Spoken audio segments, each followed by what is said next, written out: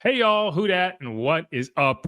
I am Jeff Nowak. This is Inside Black and Gold, Week 7 edition. I held up 10 fingers. I meant seven. Week 7 edition. All the weeks kind of run together because a lot of them have felt the same. The difference this week, reunion game. It's what Kellen Moore likes to call it. We'll hear from Kellen. We'll hear from Dennis Allen, the man himself. Talked to the media today. Got asked about the Saints, believe it or not. Had some things to say about the Saints, believe it or not. Sounds a lot like the Dennis Allen I remember. We're going to hear about it. Going to go through a lot.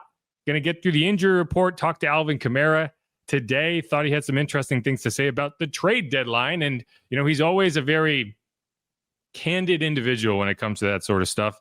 Basically said, hey, if you trade me, I'm not playing. You know, and I'll play the clip for you. You can decide for yourself, but it sure sounded to me like what I understand from him. I'm Alvin Kamara and I play for the Saints. I don't play anywhere else. If you trade me, it's not going to happen. Right.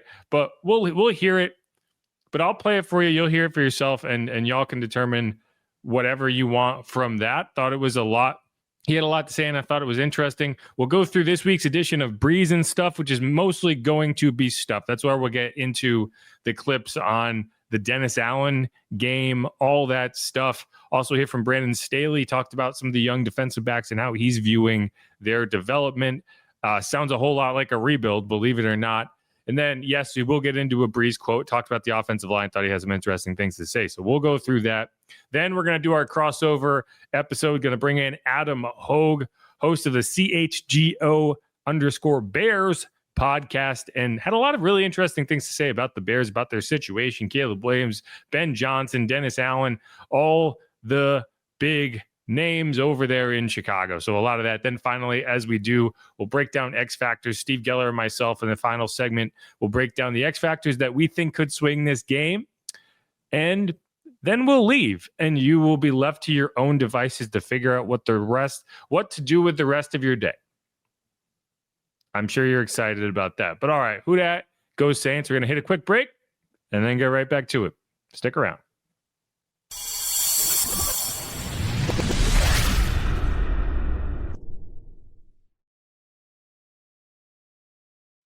And we are back on Inside Black and Gold, getting ready for Week 7. Saints 1-5, shipping up to visit the deep dish pizza eating Bears themselves. I hate deep dish pizza. I don't know why anyone would like it. It's a pie. It's not a pizza. Either way, we'll put that to the side and talk about the football game. It's the Saints 1-5 going up to visit the Bears at 3-2, winners of 3 straight games. Players of only 5 games because they've already had their bye week, which just feels crazy. I'm so glad the Saints don't have an early bye. It's too early in the season to have a bye. Week 11 is the ideal bye if you're not 1-5. Either way. So we're going to get through a lot. In this first segment, we're going to go through the injury report. It's short on the Saints side, so we won't have a lot to talk about, but I do want to play the clip from Alvin Kamara since a lot of what we'll talk about today is Alvin Kamara because the 2 guys who got back to practice today, Alvin Kamara, Ike Yadam. Alvin dealing with that ankle injury. He was a DMP on Wednesday. Ike Yadam with the hamstring. He was a DMP on Wednesday, and he has been a DMP since prior to the Giants game when he left with that injury. Both guys practice in a limited capacity today, and it's going to be interesting to see what they do with Ike. We haven't heard any coach declare that he's no longer the starter. He's still listed as the starter on the depth chart. So whenever he does come back to play, will he start? Will he play significant reps?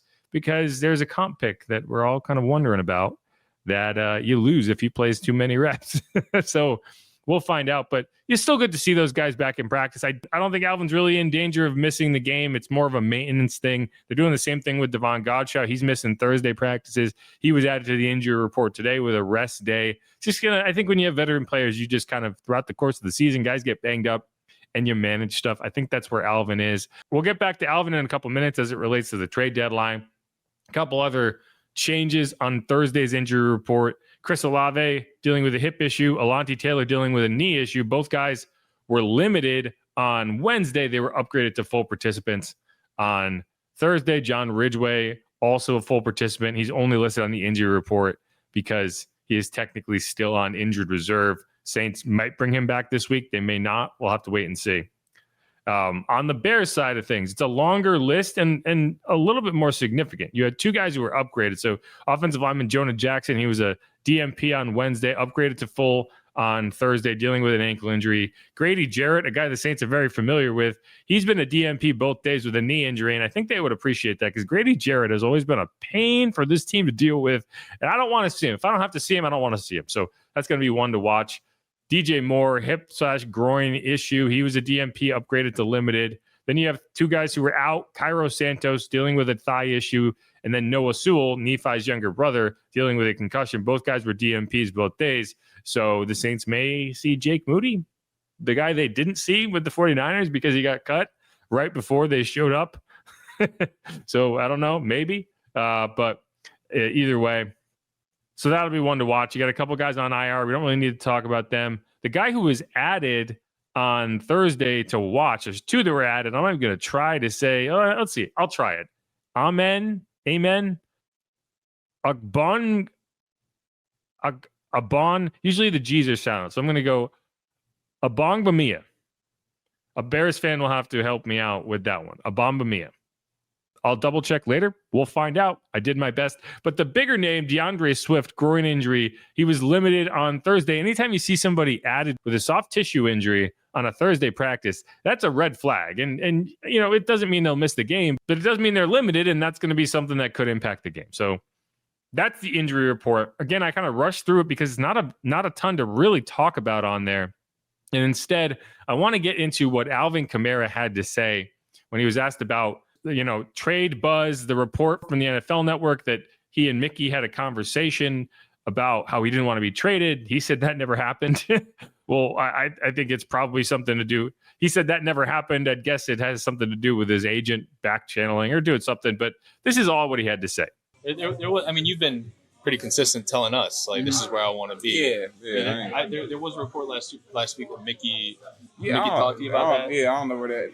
We talked about it, and we was like, we was looking at each other like little Spider-Man meme. Like, did you say something? Did I say something? Because I don't know where that came from. But I think I've been vocal enough that, you know, that I don't know where that came from. But I don't want to go anywhere, you know, and I've said it countless times. Y'all know that. I think everybody knows that. The fan base knows that. And at the end of the day, it's business, you know. So, you know, I don't go upstairs, and I don't have an office upstairs. Yeah.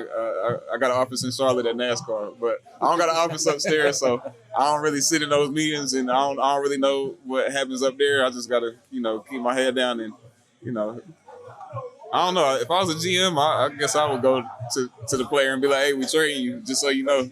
So if Mickey come downstairs and say that, then I'm going to go drink a pina colada somewhere. Is there like a conversation that happens in the locker room, though? Like, obviously, 1-5, you get to the trade deadline. Yeah. Or is that just something you can't think about? I don't really think about it. I think, maybe me and Cam had conversations about it. But it's more, it's not like, you think you're getting traded or you think you're getting traded. It's more like, it's one of those things where it happens, like, trade deadline coming up. And historically here, we haven't really been transaction heavy like before the deadline a lot. So it never really been something on my mind. It's like we just playing football. It's like November, they talk about the trade deadline, and then that passes, and then you look up and it's December, and it's like, all right, whatever. So, yeah, I mean, if I get traded, man, y'all not gonna be able to talk to me no more, man. But nah.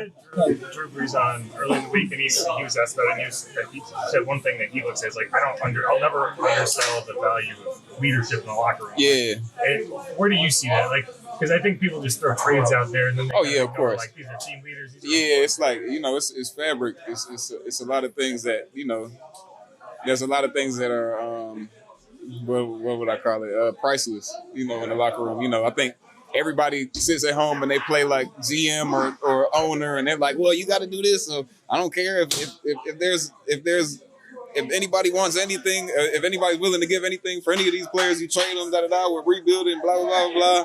And I just sit and laugh because I'm like, man, like, it's so much more that goes into like this whole thing that you just see on Sunday. Like, a lot of people just look at Sunday, and there's so much more that goes into it. So, like, you say, and I'm not gonna. I'm gonna say a hypothetical, but I'm not gonna give a name. You hypothetically trade one of these guys in here that mean a lot to the city or mean a lot to this team over the years, and then you kind of like you now you got to fill a hole, and say you get picks. You got to wait a year. You got to wait till the draft comes around to pick something. Then you pick somebody, and you got to hope that guy, if you're picking to replace that person, or you're just picking, if you got to pick to get somebody else, you got to hope that pick turns out to be something, because everybody always said, when all this stuff happens, everybody always says like, oh well, we traded this guy and we ended up getting this person, but we should have just kept that person because this pick didn't end up being shit. So it's so much that goes into it, and that's why I stay away from it. I try not to look too deep into it, but I do know that there's a lot that goes into making a team, building a team, and then there's pivotal pieces in the locker room that as an owner, GM, like there's decisions that you got to make, and you got to live with them and be able to sleep with them. So that's not my job. I play football. I'm not on the ownership side yet, or probably won't ever be. But yeah. Yeah, so no one will ever accuse Alvin Kamara of not telling you how he really feels. That's what makes Alvin Kamara's interview so interesting to witness, to listen to, and you got it there. I mean, he doesn't want to be traded. He did say, like, I don't know where that report came from, but he also said, hey, I don't want to be traded. He wants to be here. And, when you say, hey, if Mickey were to come down here and tell me I'd be traded, I'd probably go drink pina colada somewhere. Well, to me, that means, hey, I'm retiring. Right? I don't know what that means to you, but that's what that means to me. And, I think Alvin intimated this before, like, football is a job, and a job that he's insanely good at. I think he would be more than willing to hang it up rather than go somewhere else. Maybe if a team came in and traded for him and he felt like he had a chance to go win a ring, he might go there and do his job and honor his contract. But I think after that, he would retire. I genuinely do. And we'll have to wait and see. I don't think the Saints are going to trade him. I also don't think they're going to trade Chris Olave. We talked to him today. I'm not going to play you that clip, but it's similar circumstances. Like, I think the team is committed to Chris, and we'll see. I think if someone came in with like a Godfather offer, that's always going to sway you one way or the other. I think that could be true of Alvin too. Even if he doesn't want to be traded, he will admit, and he did admit, like, it's not up to me. I don't get to just go to the GM and say, you can't trade me. It's a business. But either way, that's where we are.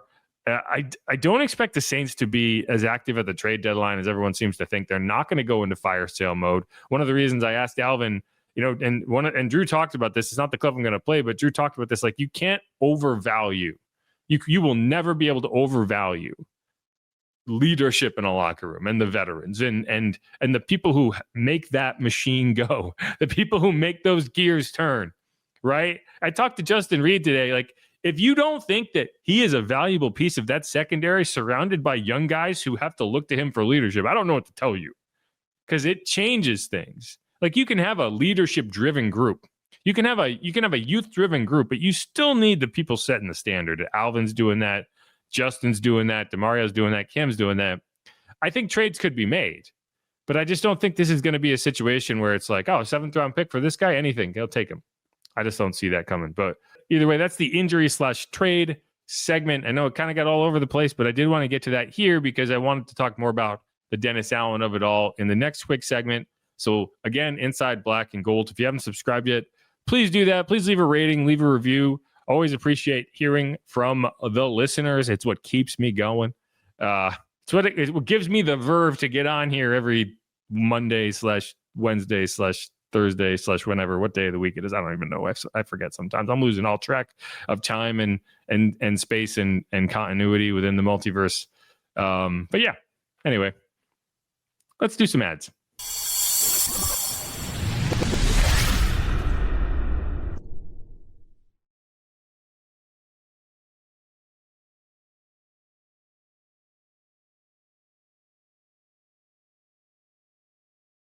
And we are back on Inside Black and Gold. Jeff Nowak here, coming at you ahead of week 7. I guess we're in week 7. We are knee deep in week 7. Saints 1-5, heading up to the Windy City to face the Fighting Dennis Allen / Ben Johnsons.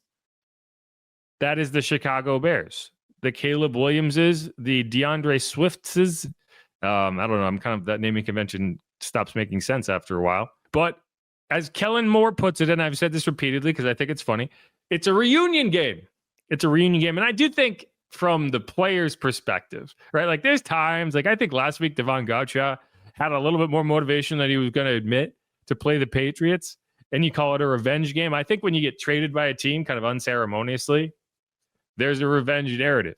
When you get fired by a team, there's a revenge narrative. When you're the Saints going up to face your former head coach, you want to call it a reunion because what do you have to give revenge for? It's not a revenge game for the Saints. It's a revenge game for Dennis Allen because he wants to stick it to his former team. Like we talked to Cam Jordan in the locker room and he was like, what do I have to be mad at DA about? He's gone. Like he was a good coach here for a long time. And so let's just hear some clips. Here's what Kellen Moore had to say when he was asked about it. Yeah, no doubt. We all have these kind of reunion games, so to speak, or, fall back to our past experiences and you play, common places, common opponents, common people. You have a love and appreciation for people. A lot of guys got drafted here because of Dennis, and so there's an appreciation for that. And Dennis has done a lot of good here, and so there's that element of there's going to be a lot of appreciation to see Dennis on the other side of the field. I have a ton of respect for him. Like we said, we've competed against each other a bunch of years over the years. It seemed like whether I was in Dallas or wherever, we always played New Orleans, and so. I think it'll be a great experience for those guys. Obviously, you're always excited to have that opportunity, if you go somewhere else to coach. And so it'll be a fun opportunity for everyone. Common parlance would be revenge game. You prefer the term reunion game? Yeah. Pick your noun, adjective. I don't really care. So. Yeah. And he's right. I mean, like, he's coached at all of these different places. He played at multiple different teams. DA's coached for multiple different teams, right? Like, so many players, so many coaches have had stops elsewhere. You could be calling every week a revenge game for one thing or another. I kind of joke, and one of the things I like to say jokingly all the time is like, you find this very small connection, like, oh, it's the revenge game for so and so. It's the Noel Sewell revenge game or whatever. You get the idea. Like, it's not really, but it is a game where you want to put your best foot forward and you have a little extra motivation. Like if you didn't think Sean Payton came in the Superdome, even though he's the one who left them, if you thought Sean Payton came into the Superdome, didn't have a little extra juice to face the Saints, I don't know what to tell you. I think the way I phrased that at the time is like, you want to win the breakup. And I think that's more accurate. Is like, yeah, you it's like going back to your high school reunion. And you want to win the reunion. You want to be the one with the best job, in the best shape, with the, whatever. Like you want to be the one who's everyone's like, wow, you're doing so well, right? Like that's what it is. And DA kind of gave off the same vibe. So as triggering as this might be for the listeners, let's hear from DA. All right, guys, go ahead, fire away. Matt? Is it unusual to you at all to be scouting the Saints this week? Well, look, I mean, really, I spent 15 out of my 24 years in the league at that place, so obviously I got a lot of fond memories of being there. And yet, it's another game, and that's where our focus is this week. And I think we got a good opponent. I think this is a team that, as you watch the tape, they continue to get better. They've got a lot of skill position players that I think are really explosive. Receivers, tight end, runners, all those guys are good players. I think, offensive line wise, in particular, the right side of the offensive line, Fuaga, Eric McCoy in there at center, Cesar Ruiz at the right guard, first round pick at left tackle, moving Trevor Penning inside the guard, another first round pick. So I think this is a team that's continued to improve in every single one of their games. They've been in every single one of them. So we got a challenge this week. Have any people from the organization, players or coaches, reached out to you? And if so, this is the NFL, right? Like everybody's trying to win this week, and so I probably wouldn't try to make anything more of it than really what it is. It's the next opponent on the schedule. I'm sure they feel the same way, and we're excited about the opportunity. Yeah, so at the beginning of the quote there, Matt Paris from NOLA.com, they sent him up early so he could go to DA's press conference, and that was him saying hi to Matt at the beginning of the press conference, which you appreciate. Like, you never know how a coach is going to handle that. I vividly remember I was working at the Hartford Courant at the time. Randy Edsel, who was the head coach of UConn, the UConn went to the Fiesta Bowl. They lost. They got boat raced by Oklahoma. DeMarco Murray was the running back. And I remember our reporter for the Current kind of diverted because Randy Edsel, after the game, was like, hey, I'm going to be the head coach at Maryland. And his introductory press conference was like 2 days later. So they diverted our reporter, his name was Zach Boyer, to that press conference. And so he's sitting in the front row, and Randy Edsel's up there, and he goes to ask a question. And he's like, we're not taking any questions from the Current today. And they'd be like, you baby back bitch. DA didn't do that. Appreciate it, right? DA's in a good spot. DA's coaching an up-and-coming team that's 3-2, and DA no longer has to deal with the head coach trauma, right? Brandon Staley's in the same boat for the Saints, and if he looks like he has a new lease on life compared to what he looked like with the Chargers, it's because it's true. He's happy every day because he doesn't have to deal with all the head coach. Like every time something goes bad, you're just on the defensive. No one likes that. Some people embrace it better than others. Some people find ways around it, but sometimes it goes to complete hell like it did for Brandon Staley and Dennis Allen, and you're just happy to get away from it. And then suddenly you're back to being a defensive coordinator. You're like, wow, I missed this. I missed the low-key energy that was only having to deal with the defense. And so we'll see how this goes. You know, I think Saints fans, if the Saints go out there and get beaten to a pulp by Dennis Allen's defense, I think they might jump off a bridge. And I wouldn't blame them. I would say they probably shouldn't do it, but I wouldn't blame them. One thing that I think y'all will appreciate is the Bears are dead last in the NFL in pressure percentage, which isn't a good stat when you play a lot of man-to-man coverage. So I think the Saints offensive line should be able to hold up well. You heard DA bragging about it as if he built it, which, you know, to be fair, he kind of did. So we'll see how that goes. But let's switch. Let's get into a couple other quotes before we move on here and bring in Adam Hoge to talk more in depth about the Bears and what he thinks of Dennis Allen. This is Brandon Staley talking about the young defensive backs. And I asked him, hey, you know, and this is what we talked about on the Monday episode. Like, you look at the tape and you're like, man, this is good coverage. They still caught it. Like, how do you assess that? How do you build from that? Like, what's the coaching point? This is what he said.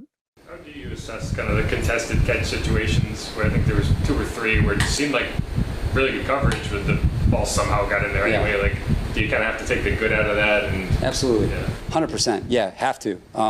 Those are the ones as a coach. It's, hey, keep it moving. Hey, I designed a play for a great jump shooter, and he didn't knock it down, but it was a clean look, right? You're going to be able to live with that, you know. And I think that, you know, Kool-Aid's, you know, case, and even, you know, a couple, you know, Quincy and some of these guys, you know, they're putting themselves in really good position, which is the hardest thing to do, is to put yourself in position to make the plays. And then now finishing those plays, that comes with confidence, right? And it comes with a little bit of preparation, a little bit more preparation and technique work on the field. But being there in those tightly contested situations, you know, we're going to take our guy more often than not. And those guys, you know, as the season goes on, they're going to knock those down for us, and those are going to turn into big plays for our defense. And so, especially when they're at the beginning, you know, that's when you got to stay with them and coach them through some of those and keep it moving. Because I think as a coach, you can live with those. You know, those bang plays, that's part about playing defense in the NFL. And you know, and they're going to make a lot more of them as we get going. Yeah, if it sounds like a team that's in a rebuild, that's because it is, and that's where you are in a rebuild, right? You can't bench a young player because he's not making the big play in that moment. All you can do is say, what could you have done better? And in several instances, now there were bad plays too. There were butt breakdowns. There were busts, right? The first touchdown, that was a massive bust, and Jonas Sanker just kind of got beaten with his eyes. He was too shallow as the post safety. The ball got over his head and he could not recover. And like, that's not one where you look at and say, we had it covered, we just didn't get it done. But like the touchdown for Kayshon Boutte over Kool-Aid McKinstry, that final catch for Kayshon Boutte to ice the game. Like, there's a couple others throughout the course of the game. It's like, you're right on them, and you just, and Drake May just painted it in there. All you can do is say, like, well, you did this well, do this better, right? But keep doing that well, because the coverage is the harder part, and you did that. You just got to find the ball and knock it away, and eventually it'll happen, right?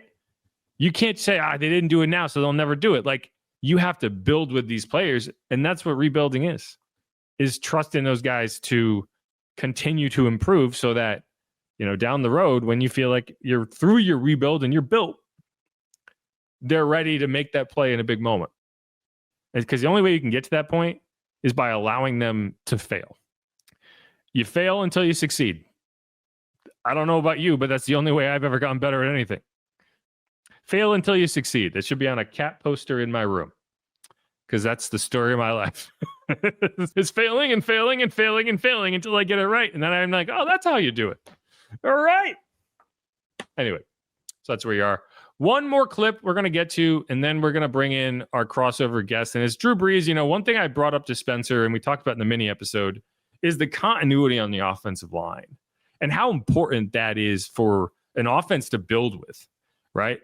And so we had Drew Brees on WWL, as we do, and Bobby asked him about, hey, how do you view that? Like, why is the offensive line continuity so important, and how does that help an offense? Here you go. Now, Drew, looking at the starting offensive line, it seems like going into the last game, we're going against the Patriots, that only played like 23 snaps together. It's like we always was snake bit, hurt, whatever. Now it looks like the offensive line is coming together, guys that we're familiar with, and you want to. Boy, I'm like saying, can we stay healthy for 1 month and play together? And and that happens. So, well, that's a positive, because I think you need that continuity. Just speak about the great O-lines you play with and how important that is. And not being one to mention not only just run blocking, but the whole schemes and how you know how each other's thinking, whether it's pass protection, run blocking, but having that continuity in the O-line. Because we always, the fans, we tend to look at the skill people and we only talk about the linemen when they're getting their butt whooped, when they're doing their job. That's always, you don't talk about them. But I think that's going to be important, the continuity of the O-line to be able to play for an extended period. Look, it's crucial. It's crucial. Because that is the position in football that really requires that. Just because of the amount of communication that happens and the adjustments that happen, and not only that, just how you work together in pass protection. I mean, if you just sat there and watched the front, five against the D line, they're running all kinds of games and they're having to pass off twists and stunts, and that's just constant communication and takes a ton of time on task. So I think back to Streif and Jari, and the way that they would communicate and how they were handling all that stuff, right? Right. You think about guys that that would even play swing tackle, swing guard, like the Andrus Peets, that all of a sudden he starts off at left guard and then the left tackle goes down. He's got to jump out to left tackle, but hey, you also kind of understand where you need to kind of be aware of just based on matchups and different things. So look, it's a crucial part of the game. And I agree completely. Like, there's a clip, if you go back and find it, I didn't tweet it because I don't like tweeting clips of people falling down and getting hurt. But there's a clip, if you recall, Kelvin Banks came out of the game with an injury, and it was a minor thing. He came in, he went to the injury tent. I don't know if he got something taped up, but he came out, tested it out, went right back in the game, didn't miss another snap, right? So it wasn't a significant injury. But what happened on that play is he's getting out of his set. Juwan Johnson and him get their legs tangled up. Juwan goes down, so his route is crushed. Kelvin Banks kind of goes down, misses his block, and so there's a free rusher coming from Spencer Rattler's blind side. And if you watch what happens, Trevor Penning, who's in on a double team with Cesar Ruiz, identifies this, gets out, and makes kind of a diving block attempt, and doesn't completely stop him, but slows him down enough that Spencer's able to at least salvage the play. I think he scrambled for a few yards. And that's the type of thing that, I don't think would have happened a couple weeks back. I think that's hey, I'm comfortable enough in my job and working with this guy next to me that I can identify when he's in trouble, when I need to bail on my assignment and go make a play and rescue his block. And it's a dangerous thing to do, because what ends up happening is all you see is Trevor Penning flailing, and you're like, wow, Trevor must have screwed up. But in reality, he's rescuing Kelvin Banks, who did not make a mistake. It was just bad luck. Their feet got tangled up. And those are the type of things that, you're picking up stunts, you're passing stuff off. when you are constantly shuffling in and out, in and out, in and out, it's a revolving door at the guard spots, at the tackle spots. No one's comfortable. No one feels like they can do that little bit extra because they're trying to do their job and they're trying to make sure they got that. Until you can get your job right and you feel comfortable doing it, you're not going to feel comfortable doing extra. But when you have all 5 of those guys and they're there for multiple weeks and you feel comfortable that everyone's going to pick up the slack when it exists, you can do extra. And I just thought that was a great example of that play. And maybe I'll tweet it. I don't know. It's a failed play.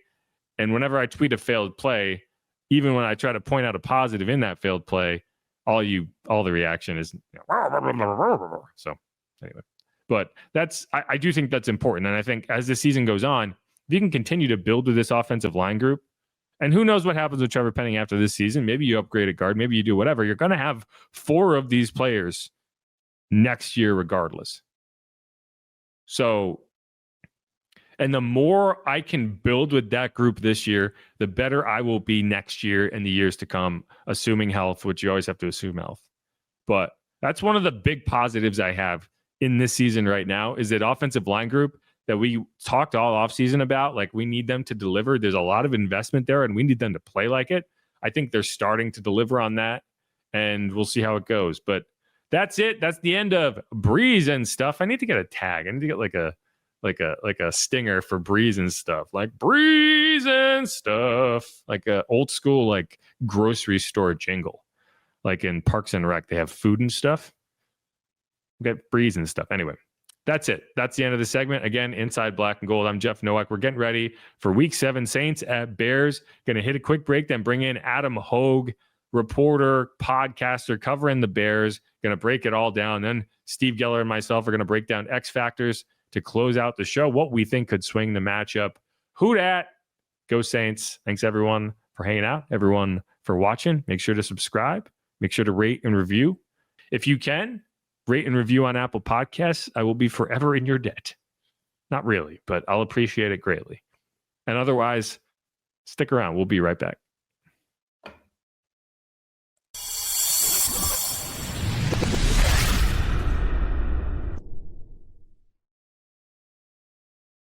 And we are back on Inside Black and Gold. Jeff Nowak alongside Steve Geller, as always, getting you ready for Week 7.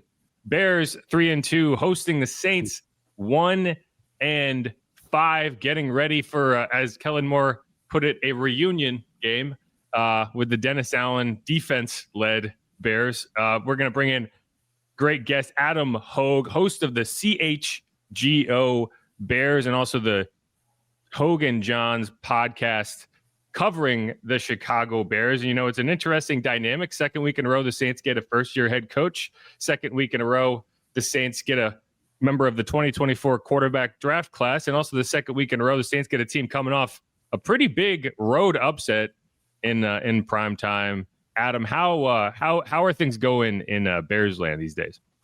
Yeah, I mean, when you put it like that, there's kind of similar storylines to what you guys saw last weekend with the Patriots, because that was sort of a rival game for Drake May the week before. Caleb Williams, burst on the scene. I think has been a little bit different in terms of the timeline, but I think you could put that win on Monday night sort of in that category. He's been pretty consistent since week 2, I would say, with a little bit of, dips here and there. The Raiders game wasn't his best, but it wasn't like it was horrible either. And the one thing Caleb's been really good at, even going back to last year's disastrous season, was he comes up clutch in the fourth quarter. I mean, last year when they were losing games, he was still putting them in positions to win. And then, Matt Eberflus wouldn't call a timeout or something, and, something crazy would happen. But it wasn't like it was like Caleb struggling in the fourth quarter. So to see him, they got a little lucky with the Jaden Daniels fumble the other night. But as soon as the Bears got that ball, you're feeling pretty confident that they're going to get in the field goal range. And they were able to get it done. So Bears trending up, 3 straight wins here. And for the first time, I think all season, they are favored to win a football game on Sunday. You mentioned luck there with the Jaden fumble, but I don't know. The takeaway margin has been pretty impressive with Chicago this season. What's been going on? Is it that DA influence on the defense here that's got them, creating turnovers, interceptions? I think right now too, like I mentioned, that turnover margin +8 in the league. That's insane. Yeah, no, and I think it's a 10-1 ratio in their last 3 games. So I think Dennis Allen has a lot to do with it. And I'm a big, people talk about turnover luck, and certainly there is a little bit involved but I'm a big believer defensively that you create your own luck by, putting your players in the best position to be around the football. And it was a little lucky that it's raining, and Jaden Daniels, who I don't think had lost a fumble his entire career up until that moment, it slips out of his hands, bad exchange. But DA also had them in the right defense in that spot, expect and run, had the corner crashing down. Nashawn Wright was the outside cornerback who ends up recovering that ball, and he was right there, Johnny, on the spot when that ball hit the ground. So, I think that's actually a perfect example of, sometimes you're going to get a ball bounce your way, but you got to be there to get the ball. And, going back to the Raiders game a few weeks ago, Dennis Allen has, to me, shown a tremendous ability week to week to change things up, to give teams a different look. In that game against Geno Smith and the Raiders, he changed his coverages up. He rotated his coverages more than he had the previous weeks, and it confused the hell out of Geno Smith a few times, and it led to some of those interceptions that they got in that football game. Now, some of them were, Tyreek Stevens had an amazing diving interception catch, so you give the players props too, but it definitely was part of what Dennis Allen was drawing up defensively in that game. So, it's been interesting defensively. They've had a lot of injuries this season.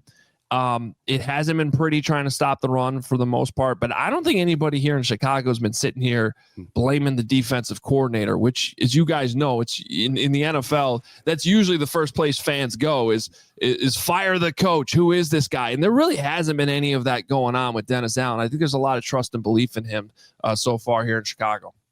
Yeah, I imagine DA is kind of in the same boat as Brandon Staley in the sense that, like, he gets into the building. It was like, wait, everyone doesn't hate me immediately because I'm not the head coach. Like, wow, what a great feeling. All I have to do is deal with the defense again. That must be nice, because Brandon dealt with it all with the Chargers, and now he's here getting all these softball questions at the coordinator press conferences. But either way, I want to talk about Caleb Williams a little bit more because, there's a lot of conversations last year. The bust label gets thrown around way too quickly when you're the number 1 overall pick. But the number that always stood out to me was 68, and that's sacks taken. Like, you don't get sacked 68 times because your offensive line is bad. You get sacked 68 times because you're playing quarterback in such a way that allows yourself to get sacked in a lot of instances. And that's been the biggest difference to me. So you talk about takeaways, right? Well, he's only thrown 2 interceptions. One of the reasons you have fewer interceptions is because you're playing the position of quarterback better. And I think it's 10 sacks through 5 games. That's like halved from where he was last year. And it's, the yards per attempt is up, the yardage is up, so how do you see that? What has been the difference for him that's allowed that number? And maybe the Ben Johnson effect, I don't know, but, like, what is it about this season for Caleb that's allowed him to cut that number so drastically? Yeah, I mean, I think it's the same 3 things that caused those sacks last year. And a big part of it's coaching, a big part of it's the offensive line, and a big part of it is him and his decision-making. And I think when you look at last season, why they got to that 68 number, it was a combination of all 3 of those things. Yes, he was under a lot of pressure, but yes, he also wasn't getting the ball out fast enough. But also part of that was because the scheme was garbage and nobody believed in what they were running. And so if you were asking your quarterback to play fast and make quick decisions, they got to know everybody's got to be on the same page. You got to know where your hot is. You got to know, and trust where your receivers are going to be as you go through your progressions. And when all of that stuff is breaking down at the same time, it's hard to ask a rookie quarterback to, have the answer. And yet many times, if you actually watch that season, he was still evading. I mean, that number could have been like 90 sacks when you look at what he actually escaped at times. So, he was still going back to his college hero ball days and making some plays out of some of that stuff at the same time. So as all that's going on, you're like, well, he still seems to be pretty good. He seems to have, this talent that everybody talked about. So now you go to this season, and from day one, Ben Johnson has been harping on the details about even where you line up. And on the first day of OTAs, if Cole Kmet, veteran tight end, was lined up in the wrong spot, he blew the whistle, rehuddled, and had him redo it again. And all these guys that have been around getting away with some of the stuff for a while are like, whoa, this is different. And they went through some struggles. I mean, training camp was ugly at times, guys, because Ben was not having any of this stuff. I mean, he and Caleb was struggling with it, with the wordy play calls and getting everybody lined up. And there's plenty of delay of games and practice and all this stuff was happening. But all of a sudden, like week 2, even in a bad loss in Detroit, it really wasn't the offense's fault. The defense gave up 52 points. The offense started coming together in that game. So even as they fell to 0-2, you start to see, okay, well, they beefed up the offensive line in the middle, so they kind of solved that problem. Been working on the tackles a little bit. But schematically, Caleb is playing faster, getting through his progressions faster, getting rid of the ball faster because everybody's where they're supposed to be. And the offense and the scheme is working. And that allows Caleb to use his God-given talent to sit there more comfortably in the pocket. If you watch him, he's hitting his drops better. He's got a better base. He just looks more comfortable. He's lining up his feet better. And all those things add up to the ball getting out quicker and taking fewer sacks. So it's all of the above to the answer to that question. But it's a stark contrast so far early on in the season to what we watched last year. I look at this offense, and obviously the new head coach in town has changed a lot of things. But man, oh man, that receiving core scares the heck out of me. That's a heck of a group, and you add in the tight ends as well with the Kmet and their first round pick Loveland, who I know is back in action. Just how has Caleb been, I guess, adjusting with these targets in the first year scheme? Because it sure seems like he's got a lot of weapons at his disposal. Yeah, and it's funny because it becomes almost a problem at times when you have so many, because you're trying to. There's only so many guys you can develop great chemistry with, because there's only so many targets even in practice to go around. So it's been interesting to watch this unfold. One of the guys that showed up here in the spring and instantly seemed to have this chemistry, especially on third down, is Olamide Zaccheaus, who's only making $1.5 million. It's just it's been okay, wow, this was a great signing. Of course, then he goes out on Monday Night Football, has a terrible drop, and had his worst game. So we'll see how he bounces back this week. But up until Monday night, it's been really good. Meanwhile, Rome Odunze, they get drafted together in the top 10, so that chemistry has been pretty instant. Now we're just seeing Rome get to the next level as a second-year player and become an actual stud wide receiver. DJ Moore's been the one that we're constantly sort of watching body language and chemistry. When Justin Fields was the quarterback here, the thing is that he looked great when he would throw the ball to DJ Moore. They had this awesome chemistry, and then he would look horrible throwing to anybody else. Here it's been different with Caleb, where they just haven't really clicked for whatever reason. All of a sudden, the last couple of weeks, we've seen it get better. We've seen.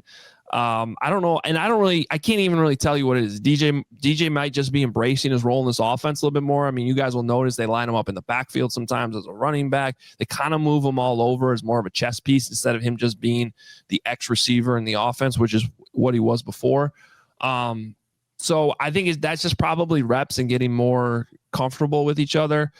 Now we'll have to watch DJ. He ended up in the hospital Monday night, back in Chicago. He's on the injury report, so I don't know his status at this point as we're talking. But yeah, and then you got these two young rookies in Colston Loveland, the tight end, and Luther Burden, the wide receiver they drafted in the second round, who he can hit a home run at any given time. He's just not on the field a ton yet. So yeah, I can see it is scary. It's not always clicking at all times, and I think that's just sort of feeling out these new pieces in a new offense. Yeah, it's always funny when one of your team's head coach goes somewhere else, because then you end up facing a team that has all these names on it: Intano Passanio, DeMarco Jackson, Noah Sewell is actually Nephi Sewell's younger brother, which is kind of interesting. Then on offense, you have DJ Moore, who's a guy we know from the Panthers, Olamide Zaccheaus, who's a guy whose name I know how to pronounce because he played for the Falcons. It's just kind of funny. There's so many names here. Yeah. But one of the stats I always look at when I kind of look at, another team's rushing offense is, yards before contact. And the Bears are 6th in the NFL at yards before contact on rushing plays at 1.76 yards. The stat that stands out to me, though, is when you look at the top 13 teams in rushing yards before contact, every single one of them is way up on the list of rushing yards over expected. I think the second lowest is, let's see, yards plus 81. It's the Chiefs. They're the second lowest. The lowest is the Bears at minus 19, which is a wild couplet of stats to put together when you're getting that many yards before contact and you're also failing to get the yardage that was expected. So what is that? Is it the running back? Like, how is the DeAndre Swift winds blowing? Because I feel like he's a guy that gets a lot of criticism. Some of it's earned, some of it might not be. Where are you at with the running game right now? So, I mean, this is a phenomenal question because it's something we've been looking at for weeks now. And I think it's very easy to blame the running back when you look at a stat like that and you're like, okay, I mean, because that's an indication this is blocked up. You're not getting hit in the backfield. And then why are you still getting tackled? And we were kind of, it wasn't like it ever got contentious, but obviously the head coach is getting a lot of questions about this because the running game wasn't clicking. I mean, even if you just look at like EPA per play, that rushing's been, I think they were dead last going in the last week. And they're still, I think 30th. I was looking at it earlier this morning. But you know, Ben kept saying, and they went in the bye week with this go, like, we got to fix the running game. We got to come up with a solution. And during that process, during the bye week, he kept, every time he talked to us, he kept saying, it's not DeAndre Swift's fault. It's not DeAndre Swift's fault. And it's like, okay, is this guy just backing his player or is this really the truth? And they come out on Monday night and they kept feeding DeAndre Swift. And all of a sudden he's running through massive holes. So a couple things I would point to. One is, if we're being fair with DeAndre Swift, he's never going to be the most reliable guy running through the tackles. That's just who he is. He's more of an outside runner. So you saw a little bit more of a shift back to some more outside, wide zone type runs. That being said, they still hit some inside. And I think that was more a product of the offensive line. Now they made a switch. They benched Braxton Jones, who's been the starter for a few years now, and they put in Theo Benedette, who's probably not a guy a lot of people know about because he came from Canada. He was playing in British Columbia in college, went undrafted, and has been an incredible story, especially because he was hurt last year as a rookie and never played, and all of a sudden he's emerged as looking like a reliable left tackle. And I think that move helped. Darnell Wright's been playing pretty good at right tackle, and all of a sudden you saw these offensive linemen get to the second level, which is where I'm going with this, because that's another, if you're going to look at that stat, you can have it blocked up initially, but if your linemen aren't actually getting to the backers at the second level, well, you could still be tackled for three, a gain of 3 or whatever it is. And that looked so much better.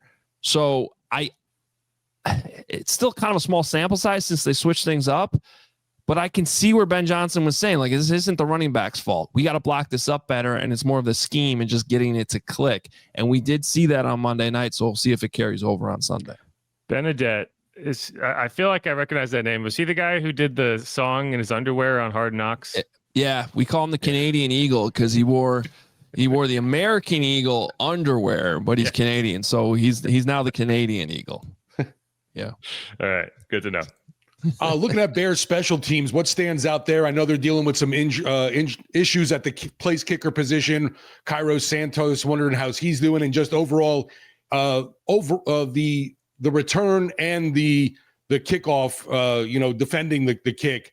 How's it been for them? Because Saints special teams has been a nightmare this year. Yeah, so one of the weaknesses Monday night, I thought, was their kickoff unit. So in terms of where things stand with Cairo Santos, he's been dealing with this quad injury since the Raiders game. He suffered it late, did not finish that game, went in the bye week, seemingly was good to go. He was a full go in practice late last week, and then all of a sudden they elevated Jake Moody on game day, and it was like, well, wait a minute. We thought Cairo was good to go, and it turns out he suffered some type of setback.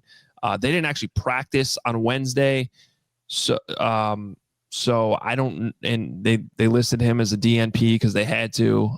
So I don't know where things stand with Cairo specifically at this point in the week.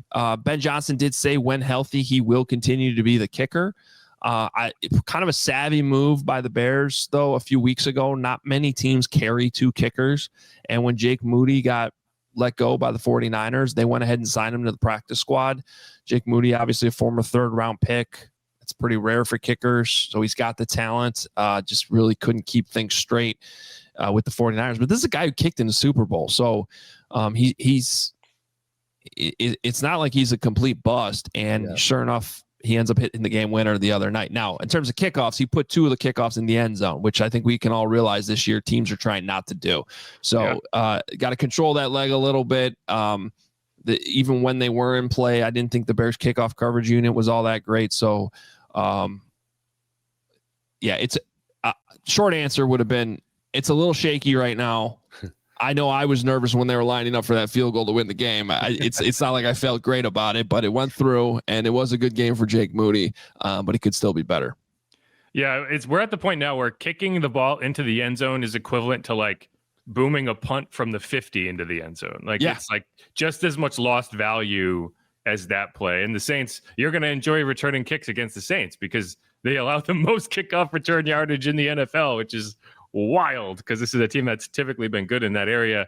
But I think you make a good point there. Like it's strange that teams don't carry a kicker on the practice squad just because it's like, I think they all feel confident we can go get one if we need one. But why wouldn't you want a guy that just like has been there? It is strange. So I mean, I happened to actually be at Lambeau on Sunday randomly. The Packers were playing the Bengals, and they had to pick up a kicker who was a substitute teacher on Saturday. I mean, that literally happened. So, and he came in there and made every kick. Now he looked like he could barely kick it farther than I can. Like he didn't really have a lot of distance, but he was making them. So it's just such a weird position. But I'm with you. Like if a guy who was drafted in the 3rd round all of a sudden becomes available, why would you not stash him on your practice squad, see if you can fix him? And the one thing about Cairo is he doesn't have the strongest leg, and I could tell he's the most accurate kicker in Bears history, but you could tell they're at times a little frustrated with him because they can't line up for these 60-yard field goals that everybody else is lining up for right now. And so I think they're trying to get a little bit more out of that leg. So if they can sort of develop Jake Moody on the side and fix him, I could see that being a switch they eventually make. Yeah, and you could be the Saints and just sign Justin Reed, and he's your backup kicker. Yeah, there you go. He's so good at that. Okay, my last question. There's a lot of first-year head coaches in the NFL this year, and I feel like a lot of high-profile first-year head coaches in the NFL, right? Like the Saints have Kellen Moore, the Jets have Aaron Glenn, and y'all have Ben Johnson, Mike Vrabel. Like, there's a lot of storylines to go along with it, and then you have Brian Schottenheimer, who feels like the outlier of like, who is this guy over here? And, so I guess it's funny because like the personalities, they're all so different, right? Like Kellen is kind of this ho-hum, like reserved guy, and he would never be mean to anybody in his life. And then I feel like Ben is kind of this like brash, like if you get on his, like he reminds me of Sean Payton in a lot of ways where it's like, there's the fear of God in those press conferences. Like, if you say something stupid, he's going to call you out for it. Or it's like Kellen would never do that in a million years. It's just kind of an interesting dynamic. But how has the first kind of training camp 5 weeks been in the Ben Johnson era? And, kind of what's your review of that to this point? Well, Ben almost reminds me more of like an offensive lineman who flips a switch on game day. Okay. He's been really respectful, and you're right in that he's not necessarily afraid to call you out in the press conference, but he does so in like almost more of a joking, like having fun. Like I don't feel intimidated in those press conferences. He'll walk. So training camp, you obviously get to talk to these guys like pretty much every day, and there's a practice every day, and you get to watch it from start to finish. So, we talk to him in the morning, and then, and he'd be like relaxed and jovial. And then the second he walks out on the practice field, it's like a switch flips, and he is just like the most intense guy. Like at times you're like, dude, chill out. But that's who he is. And I think that's what you see on game days too. You don't see him. You see him like just every time the camera pans to him, he's just locked in. One thing that's really stood out to me in the last few days, because Monday night's game was just rough officiated wise, is probably the first time I think he would have had an excuse to just go off on the officials. And he didn't. He's just like sort of like, all right, whatever, next play. We got to get the next. And he's just, in fact, at one point, I think the camera cut to him, and you could tell that he was saying, shut the F up. And I think it's because there's too much chatter on the headset. And he was just like, and because he's actually said that to us before, like he does not like a lot of chatter on the headset. He wants to talk to his quarterback. He wants to, whatever just happened, we're on to the next play. And he's just got that crazy intensity, but like in a good way. So, I mean, that's how he's been with us. I was kind of interested when they started 0-2 and they gave up 52 points to the Lions. I was like, how is this gonna continue to go over if they don't start winning? Now they're on a 3-game win streak, so that obviously helps. But it's been a fascinating dynamic to sort of follow, and we're still early on in it. So more adversity is going to strike at some point, and I am curious to see how it all goes down. Do you think Ben Johnson brings his own smelling salts? I don't think he needs them.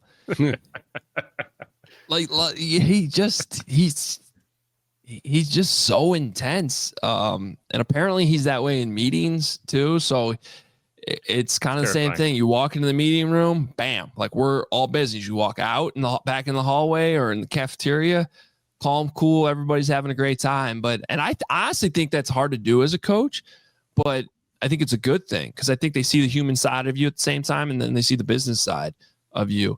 You guys know Dennis Allen more than I do at this point still, but he seems like all business for the most part too, but kind of like that's how he just sort of always is, like just football. So we're still kind of getting to know Dennis at the same time. He's a football robot. It was one of the problems with him as a head coach because it's like he has the personality of an AI chatbot, but in a good way when you're a coordinator. So right? we don't get to talk to the coordinators until Thursday here. I don't know how you guys do it in New Orleans, but obviously as the head coach, you got to talk after the game. You got to talk the day after the game. So we don't get to talk to him until Thursday. And every single week he's just come in and be like, oh, I'm not talking about last week. Like we're on to this. And we're like, well, wait a minute. We haven't been able to talk to the defensive coordinator since the game. Like we got to ask you questions. And he's just like, we're on to the Saints or like whatever it is. And it's been tough because it's like, coach, we'd love to talk to you on Monday if the team will let you, but they won't let us. So this is what we got. Please tell us something about what happened on Monday night. Yeah, I couldn't tell you whether that was what he was like as a coordinator with the Saints. I started covering him basically his first year as the head coach, or at least like in person every day. Yeah. But Steve could probably speak to that better than I could. Yeah, I think life was different when you're the big boss and in charge of everything. But yeah, you don't really get to didn't talk to him much when he was the DC. Like you said, there's that availability once a week. So you didn't get too much of the personality. You kind of had an idea of who he was. And yeah, it hasn't changed really at all. We definitely know he talked a lot about chopping wood in those press conferences that we got tired of hearing. Keep chopping wood.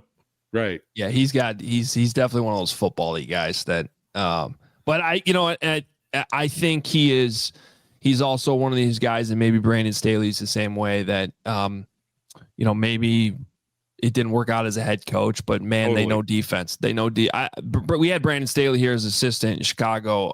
He was awesome to deal with. That was when Vic Fangio was here. He comes from the Vic Fangio tree. He was the guy that when the Bears traded for Khalil Mack, basically they put Brandon Staley in charge of getting Khalil Mack ready in 4 days to play the Packers. And granted, this is a Hall of Famer, so there's only so much you have to do, but it was still like they worked all night, like every night. It was cool hearing Brandon like talk about that story and getting him ready, because that's one of the best defensive games I've ever covered. What Khalil Mack did that night in that opener after the trade.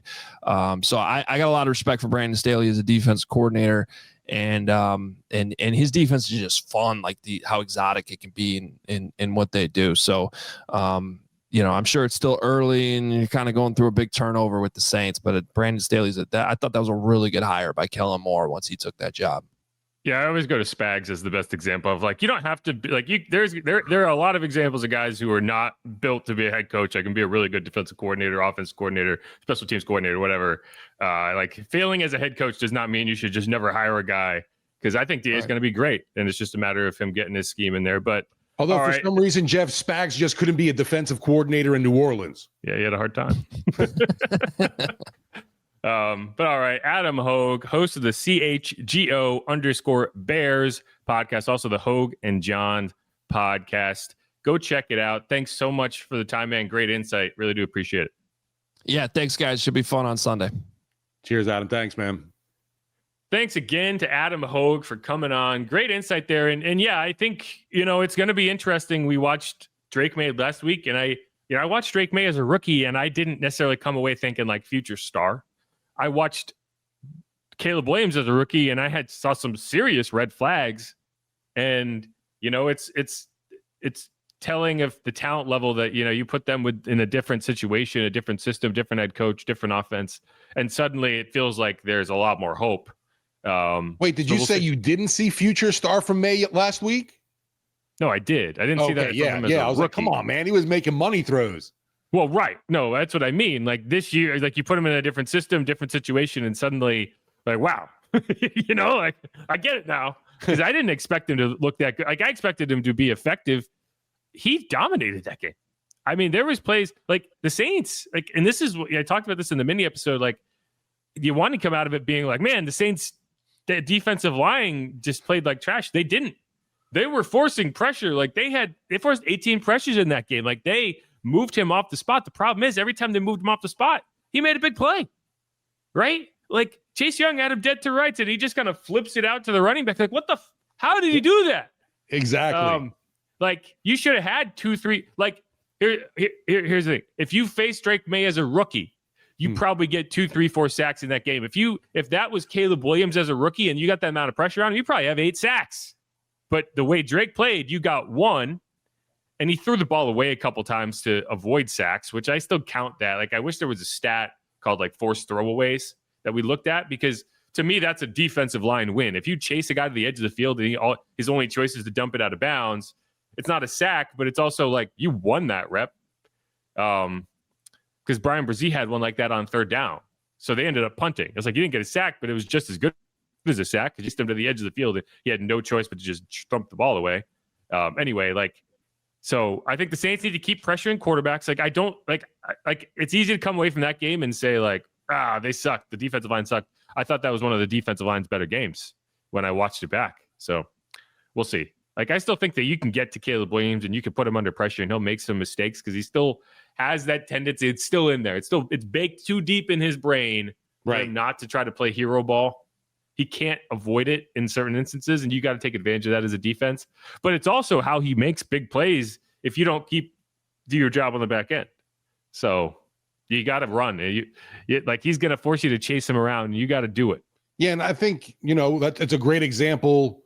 We've seen differences from Spencer Rattler in year 2 and Drake May in his second season.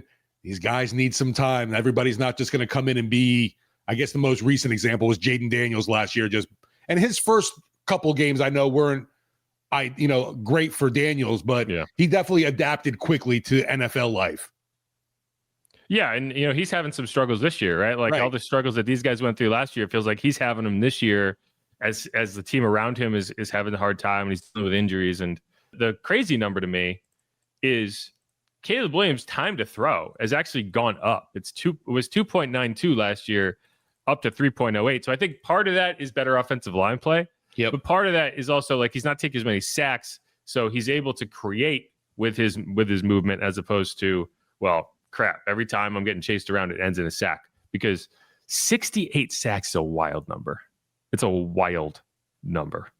10 through 5 games is like 2 a game. Like you could live with that. You can't live with 4 a game. You can live with 2 a game. It's still high. It's still a lot. It's more sacks than you want to be taking, 2 a game, because you'd end up with 34 sacks by the end of the season. At least you cut it in half. You can live with it, right? You cut that number in half, and that's you got to give Ben Johnson a lot of credit for that. But all right, let's hit a quick break. Come back, do X Factors. I'm Jeff Nowak. He is Steve Geller. This is our preview edition of Inside Black and Gold, getting ready for the Saints visiting the Bears. Saints are 1-5.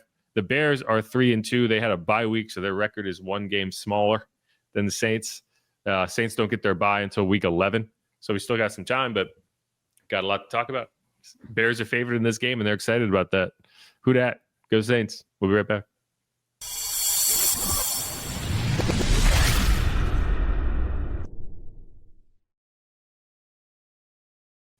And we are back on Inside Black and Gold. Jeff Nowak here alongside Steve Geller, getting you ready for the Saints visiting the Bears. You know, it's the Dennis Allen Bowl, if you will. It's Kellen Moore. They talked about a reunion game, not necessarily a revenge game. And, you know, Cam Jordan did kind of back that up of like, hey, I mean, I'm not mad at DA. I like DA. He's a good guy. Like it's not Todd Grantham. Yeah, if they were playing Oklahoma State, Todd Grantham might have been fired from Oklahoma State. Actually, I don't think he's even there anymore. Yeah, like these defensive players, most of them like DA. Now the offense, it's maybe a different story. I don't know if Alvin is a huge fan of DA, but I don't know if Alvin holds a grudge against anybody. He just doesn't seem to be that guy. But no, I mean, this is going to be, and I think it's smart to do that. And the reason is, I think if anyone's angry, it's DA. So I don't want to give him any extra. I don't want to put any sound bites out into the universe that's going to give him any extra motivation, as any more than he already has. But all right, Jeff Nowak alongside Steve Geller. We're going to be going through X factors in this matchup. And since we kind of started on the DA side of things, let's start with the Saints offense.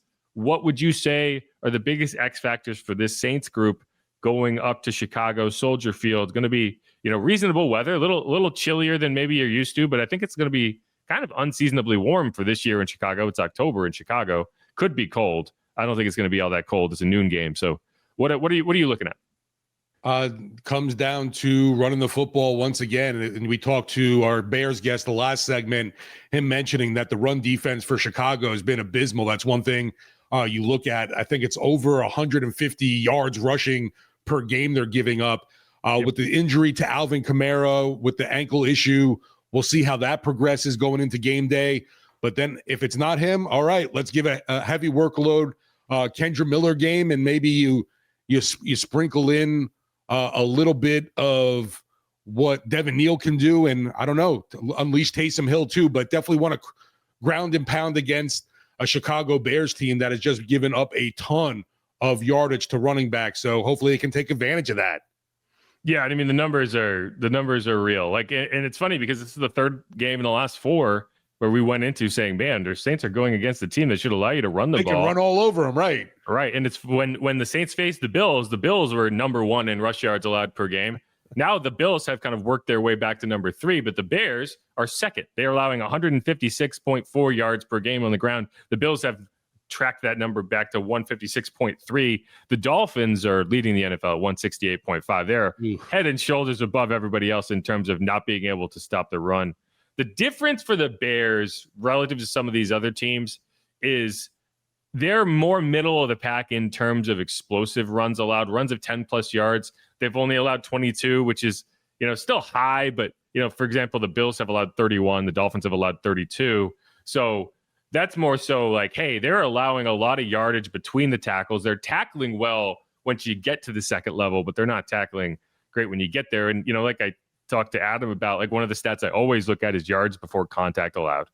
And the Bears average yards before contact allowed, they are currently second in the NFL with 2.15 yards before contact allowed. So you're getting to the line of scrimmage and ahead of steam in most instances before you're getting touched. I thought this Saints defense, you know, it was funny because I tweeted like, hey, I think the Saints offensive line played well, right? And a lot of people responded like, oh, but they didn't run block well against the Patriots. And I disagree. I think they did run block well against the Patriots. The Patriots just have a really good run defense.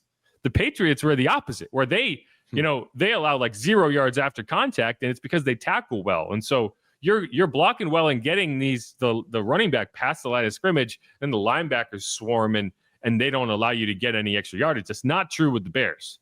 The Bears do not tackle well at the line of scrimmage, and so you should have some room to roam there once you get past that. So I think that's a good point by you. It's like, and 5.7 yards a carry, Jeff. Come on. Right.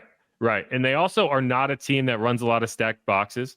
So you should be, you know, they're not going to be, and we know this from DA. DA was never a guy that ran a lot of stacked boxes. They're 16.7% to this point in the season. Let's see, light boxes. So, you know, okay, 7 defenders in the box would be kind of in the middle. They also don't run a lot of light boxes. They're 39% relative to the rest of the league, which the Eagles are actually number 1 in the NFL, 58.4% with light boxes. So that would be 6 or fewer defenders in the box. So you're going to have a numbers advantage a lot of the time. So it's going to be on whether you can block at the second level. And one of the reasons the Saints, you talk about explosive runs, right? Why do the Saints struggle with explosive runs? It's not because the offensive line. It's because they have these little dinky wide receivers who don't block well on the edges of the field, right? And they have tight ends that are not elite run blockers either. I mean, like Juwan Johnson is not an elite run blocker. Foster Moreau was better, but still not for a blocking tight end. Is not a guy you would say like, he's the lead in that part of the game. So, Taysom Hill is helpful. You have a guy who can move all around, but I agree with you. If I had to add one, it's going to be you can't turn the ball over. You can't feed into that. Like, why are the Bears 3-2 and not 4 or 2-3? It's because they lead the NFL in takeaways, right? Like when you can lead the NFL in takeaways and then have a quarterback who's not giving the ball away, which Caleb Williams this year is not giving the ball away nearly as frequently as he did a year ago. Like that's how you can succeed, right? And Spencer Rattler, that's if you want to find, okay, what is he doing at an elite level? Not a good level, an elite level. It's that. It is. I saw a stat. Let's see if I can find it really quick. Yeah. Spencer Rattler is the only quarterback in the NFL, with at least 200 pass attempts and 1 or fewer interceptions. Rattler and Baker Mayfield are tied for the NFL lead with 5 starts without a giveaway in 2025. And the only interception he's thrown is the one against the Seahawks, which was kind of a 4th down heave anyway, which chuck it. Classify that as like it's a bad throw. It's like it's the best case.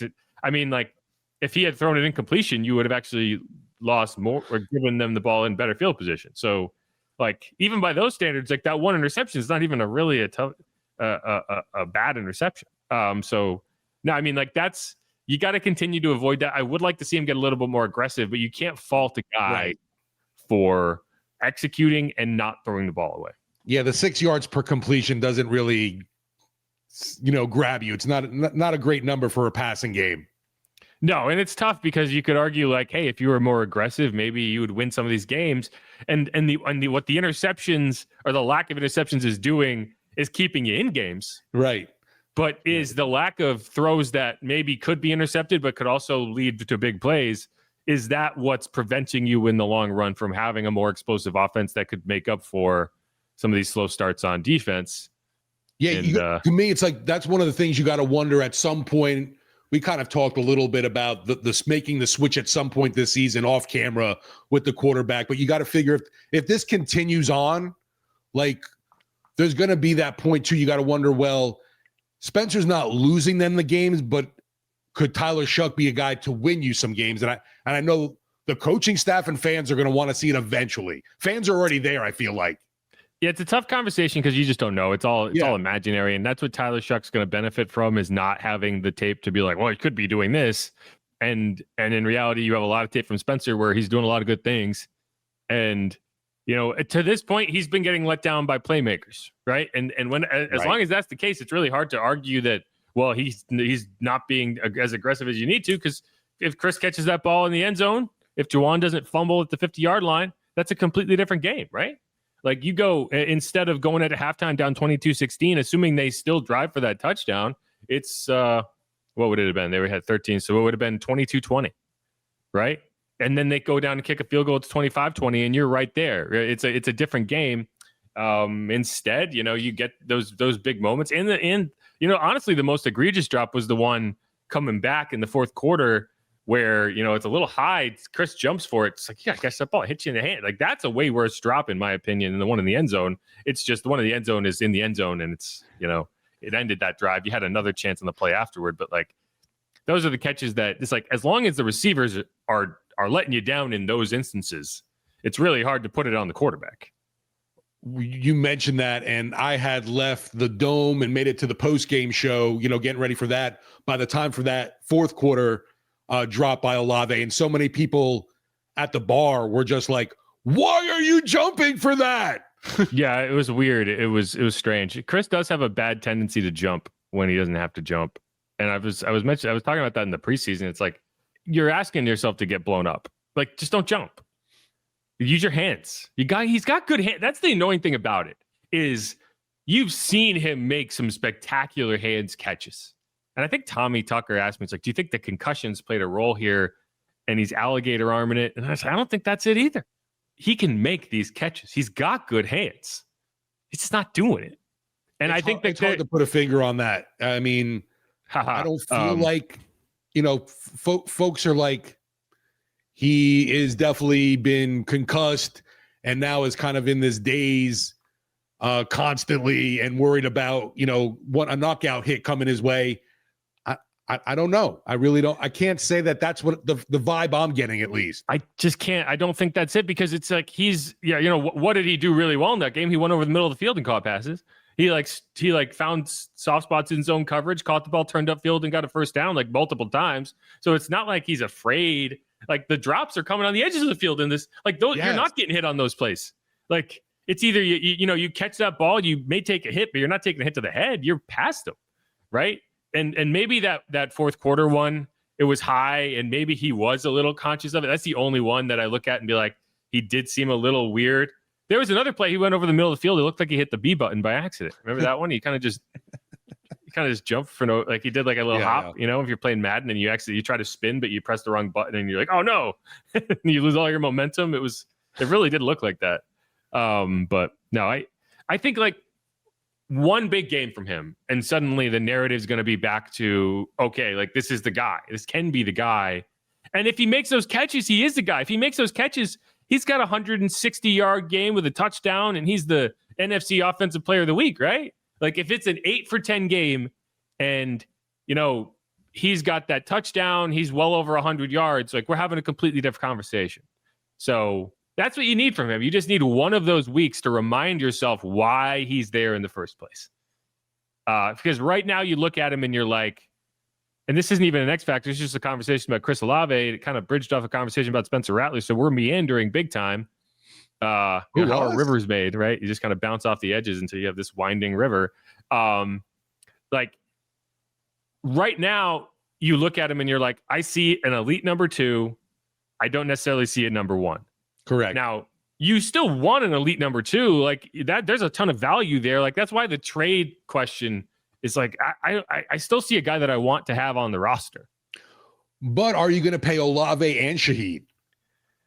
I mean, that's a good question, but you don't have to answer that question until next year for Olave. And I can learn a lot about Chris in the rest of this season. And I can, if I want to trade him, I can still do that in the offseason because some other team is going to have an option year and a contract they can hand him if they want to come trade for him. I would be very surprised if they trade Olave, is what I'm saying. Because you could keep Chris Olave, pay Shaheed, and then figure out what to do with Chris down the road.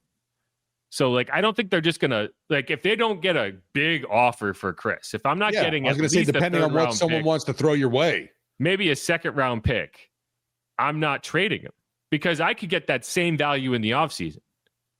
His value is not going to go down unless he gets a head injury, and maybe that's what you're worried about. Yeah, right. But I don't know. I feel like the way he's played, I'm not necessarily worried about that. So I don't know. Like we'll have a lot more conversations about the trade deadline. I don't see Chris as the guy. I think Rashid Shaheed might be the bigger question mark, just because are you going to pay him? Right. Because I don't think he's a 1 either. So I'm not paying him like a 1. And if he's looking to get paid like a 1, then maybe you do ship him out. Yeah, it's an interesting dilemma for this black and gold bunch. And there's been nobody right now, at least, that you're like, oh my God, we have to, bring him back for next year. I've been swayed dramatically where, usually I want to keep whoever I think is the talent and the leadership, whatever you want to talk about. At this point, my trade options are way open. I'm just trying to get draft assets. I also think, and this is like not what we came on here to talk about at all, but I also think one of the reasons I don't trade Chris Olave, I don't trade Rashid Shaheed, is I expect to play Tyler Shuck for the final however many weeks of the season. And how do they work together? Right? Like, I don't know right now, but what if Tyler comes in and suddenly they have this great connection and you have an asset that suddenly looks like a 1 with a guy that You know, like, so to me, that mystery, it's a factor for me, because if and when I do play Tyler, I'd like for him to have weapons, because that would be unfair to him to finally put him in the game. And then all of a sudden you put him in the situation you had Rattler in last year, where he has no receivers to throw to. And then you're in kind of a incomplete scenario, because like, well, what would he look like with wide receivers? We don't know. And then you have to go get, so I don't know. Like, I think Olave's staying, and I could be regretting that soundbite in a couple weeks if he does get traded. I just don't think that, like, I think the fan base loses perspective on, you're down on a player right now. It doesn't mean the team is down on the player. It doesn't mean the offense is down on a player. It just means that the player needs to deliver, and they believe he's going to deliver, and they're going to give him opportunities. So let's cut that off, because, you know, otherwise we could stay here for 3 hours about the trade deadline when we're talking about the Bears. Right. Let's switch over to the defense. Saints defense against the Bills, the Bears offense. You know, what would your X factor be? What are you looking at? Like, how are you viewing this matchup? Can I get a 3 and out for the opening drive for the defense, please? I'll settle for a field goal, man. I'll settle for 3 points. I don't want any point. I mean, we've talked about it. Everybody's mentioned it now. 4 consecutive games that the opening drives for the opposing team has gone for touchdowns.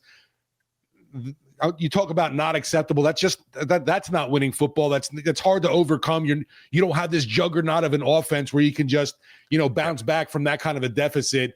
So to me, you have to do that against the Bears team too. You don't want to give Caleb Williams any confidence. This guy is still finding his way as a young QB as well. So stymieing any confidence for the Bears early on is key for me. So yeah, that first quarter is a major turning point, or a starting point, I guess you should say, for the Saints defense. You cannot let them just pass all over you. I can't even say run all over you and get into the end zone, but just giving up points so early on and having to climb out of a hole. Yeah, you have objectively and statistically like the least explosive offense in football, and you're allowing 2 touchdowns to open every game. Like you're not going to win that way. If you allowed 2 touchdowns in the first half, and to their credit, they have settled in after those drives pretty well. Like the third drive other than the Seahawks game, so the other 3 games. So yeah, we know the Bills. The Seahawks game was all sorts. Like it, just throw that one out. It's such an outlier that it's like you can't even talk about the rest of the games with that game in it. It still started terrible, just special teams. Yeah, from a special teams perspective, and like it's hard to equate what happened on the defense with that game. So it's like you look at there's 6 games, you take 5 of them and you talk about those, and you take the week 3 against the Seahawks and just kind of like, let's just move that over. We'll deal with that at some other time, right? But no, I mean, like the third drive of all of those 3 other games, you got off the field, right? Against the Bills, you got off the field. Against the Giants, you got off the field, and the Giants never scored again. Against the Patriots, you got off the field until that end of half drive, which was really annoying because that was way too easy for them. But then they scored 3 points the rest of the game. But they had already set the tone, and you were playing catch up, and that forces you to get out of your game plan. You're not running the ball as much as you want to. Like what the Saints did against the Bills, one of the reasons they were able to stay committed to the run against the Bills is because the Bills went down and scored a touchdown, but then you followed up and scored a touchdown on your own. So you were still right there. So when the Bills scored that second touchdown, you were still in touch. It was a 1-score game, and you were able to stay in touch against the Patriots for the most part. But again, like you just can't, that can't be how you live. It just can't be. And it's frustrating for the defense. It's frustrating for the offense. It's just a bad way to be. Yeah, I think the stat is right now, Jeff, the worst first half defense, and then the second half, they're the third best. Yeah, but but also you're going against teams that are playing with a lead, right? Yeah. So you're gonna look better when the other team is kind of nursing a lead, because like they don't have to go outside their comfort zone. They can just burn the clock. Like, the Giants probably felt pretty good about their defense in the second half of that game too. It's because the Saints didn't have to do anything. Like the Saints won that game on defense, so why would they do anything exotic on offense that to give the Giants a chance? But I just don't want to see it. You know, you worry about the quarterback, obviously, because he's a first-round talent, top overall pick talent, and the Saints have had a terrible streak of just giving up QB rating, like one of the best QB ratings of Guy's career. Yeah, and why does that happen? Because you stop the run as well as I've seen them do it in years in that game. And you get into 3rd and 9, and suddenly it's like, well, you don't have a chance. Like, you never want to feel in a game like you're better off being in 3rd and 3 than 3rd and 9. But that's how it felt watching that Patriots game. That's how it felt against the Cardinals. That's how it felt against the 49ers. The second you got to 3rd down and like anything short of 14, you were just like, well, we're in trouble. And like the reason you felt better in the 3rd and 3 or shorter is because they're just like, well, they might try to run it. And I think we can stop them if they try to run it. If they try to throw it, if they play action and boot, we're dead in the water, but maybe they try to run it and we can catch them. And that's what happened. Like they tried to run it on 3rd down, knowing they'd go on 4th, and then they botched a snap on 4th down. You got off the field. That was how they got off the field on that 3rd down. If they just put the ball in Drake May's hands, I'm pretty sure they convert there. Right. So I don't know, like 3rd and medium is going to be tough for your defense, like regardless. So if you're in 3rd and 6, 3rd and 5, 3rd and 4, they can do whatever they want. You kind of pray they run. Like those are situations where they've won 1st and 2nd down, and you're trying to get lucky on 3rd down. 3rd and 9 or longer, and really it should be 3rd and 7 or longer. I'm going to set it at 3rd and 9 or longer just to be nice to the defense. If you can get them in 3rd and 9 or longer, you have to get off the field. It's not hopefully, it's you have to get off the field. So I don't know, Brandon, I need you to dial up some all-out blitzes. Like that is the thing that we haven't seen, is send a ton of pressure. But like the first 3rd and long of the game, I want to see the house set. If he beats it and gets over the top and they score a long touchdown, so be it. They were probably going to do that anyway. So let's just save time, right? Let's not let them dink and dunk all the way down the field and convert every 3rd and long. Just send the house, get them off the field, create some positivity, right? Get aggressive. That's my X factor is, can you get aggressive on 3rd downs? Don't rely on your young secondary to cover forever. Don't let Caleb Williams live in the pocket. Send extra pressure. Send everyone. I don't care. Do what you have to do, because I think just building the confidence early in the game is going to go a long way. If you can get off the field, even for a field goal on that opening drive, I think the defense is going to settle in. They're going to build confidence, and the rookies are going to play better. That's where I'm at. Say no to opening drive touchdowns, right? And 3rd and long, and who knows? Maybe they can't get into 3rd and long, and it is what it is. But if I can get them in 3rd and long, that's got to be my focus for the defense. Like that's got to be what I spend a lot of this week figuring out, is how are we going to get off the field on 3rd and long? It shouldn't be what you have to spend a ton of time on. But when you're in the position the Saints are, it has to be. And now maybe Chase Young can have more of an impact. Maybe he can get home on some of these sacks. I'm hopeful that, he's healthy, right? Like I think anytime you miss that much time and you come back, there's got to be some level of getting his legs under him. And I'm sure you're winded as the game goes on, because you're just not used to, you're not in football shape without playing football. It's just how it works. Same thing with basketball. Same thing with any sport like that. Like you got to play to really be in shape. So hopefully this week, maybe you can get him. He's going to be probably playing more snaps. I think in the second half of that game, you took him off the field more because he was probably reaching kind of that ceiling of what you wanted to play him. And you had Chris Rump in there. And so you got to find a way, get pressure, create pressure, force Caleb Williams to make mistakes, get him on the ground, and your defense. Things get a lot easier for your defense when you can hit the quarterback, not even sack the quarterback, but you got to be, if you're getting there early enough to hit him, you're still having an impact. Yeah, a little something, right? Not just completely clean. He needs to know you're there, right? Because if you hit him a few times, even if you're not getting there for a sack, he's aware of it. It's in his head. So maybe that clock speeds up by an extra half tick. Maybe he doesn't feel like he can wait for that route to come open, so he has to throw it early. It gives the defense a chance to make a play. Because if I'm sitting there for another week relying on my defenders to hold up and make contested plays on balls, that's on me, right? That's on me putting way too much on a rookie or on rookies and second-year players in my secondary, knowing that I have rookies and second-year players in my secondary. You know where you don't have rookies and second-year players? On the defensive line, or at least mostly. So that's mine. No, man, Anything else? It's wild. I think most people thought the Bears would be contenders in the NFC North there, but man, That division is a nightmare to go through. Is it? We got. I think everybody is pretty much right there with the Packers. I know there are 3-1-1, but after that, you got Detroit, Minnesota, and the Bears with just 2 losses. Yeah, I kind of feel like it's like last year. It was like the Lions and the Vikings just never lost. So I kind of feel like it's more middle of the pack this year, but it's a very competitive division. Because there's I guess the Packers are 3-1-1. There's really no runaway team. Like, when's the last time you got to week 7 of the NFL season and there wasn't an unbeaten team? I mean, like, who's the runaway favorite right now? Like, I don't think it exists. And Green Bay is just ill after getting a tie with the Cowboys, man. Yeah. And like the Colts and the Bucks are the 5-1 teams, right? The Steelers are 4-1.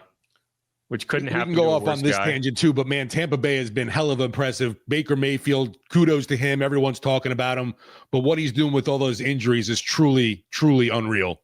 It's just so funny because the Bucks are 5-1 and the Saints are 1-5, and those teams have played exclusively close games, and the Bucks have found winning plays in all of them, and the Saints have found winning plays in none of them. But they've played very similar games. It's just one of those teams has the quarterback who always seems to find that winning drive, and the other team has, the offense that never seems to deliver in those situations. But all right, anything else before we close on out of here? No, we talked about, I think, a little bit the first episode this week, man. Tough stretch for this team. 3 of the next 4 on the road, so you're going to be getting plenty of those airline miles. Woo! Yep. I'll be going out to Chicago. Going to find my wife out there. She went out early. I'm here alone with the dog for a couple days, and then she's scouting the area for you. Yeah, she has family out there, so she's staying with them. She was like, "Can you take a few days off and come out early?" Like, nah, I got to work, babe. Sorry. Technically, it's true. Right. Well, it's a fun city at least to hang out with the spouse in. I mean, there's a lot to do. I mean, there's a lot to do everywhere, but Chicago is a cleaner New York, so enjoy it. A cleaner New York. Yeah. With Worth Pizza. And one big I'm not a deep dish guy. Yeah, so you're right there. And one big shiny bean. Yeah, it's not pizza, it's a pie. Like, it's just a cheese. It's basically a quiche. Yeah. Without eggs. Right? Like, it's a pie. That's like, I guess you could say it's a pizza pie. A pizza pie. Sorry. That seems offensive in some way. So you were just doing your Mario impression. Do we know any Italians that can tell me whether that's offensive to them? Okay. Are you Italian, Steve? I've never asked you that. Yeah, part Italian and German. So are you offended by that? No. All right, then I'm okay with it. I've been around you long enough and know your sense of humor too. I'm cool. Yeah. All right, good to know. Good to know. I'll keep it up. It was more Mario than like straight up Italian. Super Mario, I should say. But all right, good stuff. This episode really went off the rails fast after the interview, but we got through it. So eventually we made it. Yes. See if the Saints can get through the Bears. That's I'm not confident. Are you feeling confident? I'm not feeling confident about this game. I want to be feeling confident, but I'm not. No, and just because there's been no real bright light that I think they can hang their hat on still with this team, other than your quarterback is playing, I think, above expectations. And I do love the fact that nationally folks are taking stock on Spencer Rattler now. So that's pretty cool. Yeah. And my fear for this game is that DA has this like notebook full of Spencer Rattler's bad at this, bad at this, bad at this. Like, this is, everybody. Like, and what there would be no more effective way to take the shine off of Spencer Rattler's season to this point than if he went out to Chicago and DA just pantsed him with like 3 interceptions and like the offense just completely unraveled. And then we came back home just feeling miserable. Like yeah. That's what I'm worried about. I'm not predicting that, but that's my fear for this game, is that DA's been sitting there all year being like, right. And everyone will be crying in the post game. They knew everything that we were doing. Why did it look like they were so well prepared for the quarterback that Dennis Allen coached last year? Man. Anyway. So we'll see. I hope I'm wrong. I'm trying not to be pessimistic, but that's just like when you're 1-5, everything's negative. All we need this week is somehow a Derek Carr appearance in Chicago. That would be something. If he runs on the field, Caleb Williams like goes down with like a sprained ankle, and Derek Carr just runs out of the tunnel like Shane Falco. Oh Lord! No, I was just talking about even some kind of announcing or whatever. Oh, so not a replacement style halftime entrance. Which I don't know if anyone ever talked about. So it's either like halftime of the Bourbon Bowl or halftime of like the Washington Sentinels. It's like you don't just get to show up for the game at halftime. You weren't active for the game, Shane. You can't just play. You can't just walk into the locker room and be like, "Guys like me better. I'm the quarterback now." Like movie magic. Yeah, man. It's not how it works. It's not how it works. Even if the cheerleader drives you to the game. Either great movie though. Great movie. One of my favorites. But all right, Gene Hackman, R.I.P. Is he alive? I don't know. No, he died recently. Yeah, I should have trusted my instincts. R.I.P. Gene Hackman, one of the greats. But all right, who dat? Go Saints. Be easy, y'all. The Bears. Beat the Bears. The Bears.